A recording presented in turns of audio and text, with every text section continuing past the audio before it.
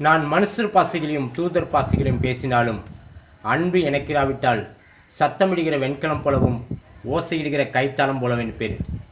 நான் தீர்க்கதரிசன வரத்தை உடையவனிருந்து சகல ரகசியங்களையும் சகல அறிவையும் அறிந்திருந்தாலும் மலைகளை பெயர்க்கத்தக்கதாக சகல விசுவாசமுடையவனாயிருந்தாலும் அன்பு எனக்கிராவிட்டால் நான் ஒன்றுமில்லை.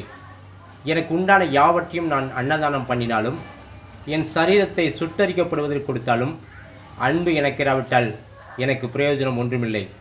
அன்பு நீடிய சாந்தமும் தயவும் உள்ளது. அன்புக்கு பொறாமை இல்லை. அன்பு தன்னை புகழாது, இருமாப்பாய் இராது, அயோக்கியமானதை செய்யாது, தற்பொழிவை நாடாது, சினமடையாது, தீங்கு நினையாது, அநியாயத்தில் சந்தோஷப்படாமல் சத்தியத்தில் சந்தோஷப்படும், சகலத்தையும் தாங்கும், சகலத்தையும் விசுவாசிக்கும், சகலத்தையும் நம்பும், சகலத்தையும் சகிக்கும். அன்பு ஒரு காலம் ஒழியாது. தீர்க்கதரிசனங்களும் ஒளிந்து போகும், அந்நிய பாசையினாலும் ஓய்ந்து போகும், அறிவானாலும் ஒளிந்து போகும்.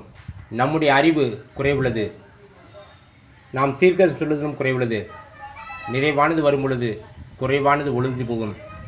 நான் குழந்தையாக இருந்த பொழுது குழந்தையைப் போல பேசினேன், குழந்தையைப் போல சிந்தித்தேன், குழந்தையைப் போல யோசித்தேன்.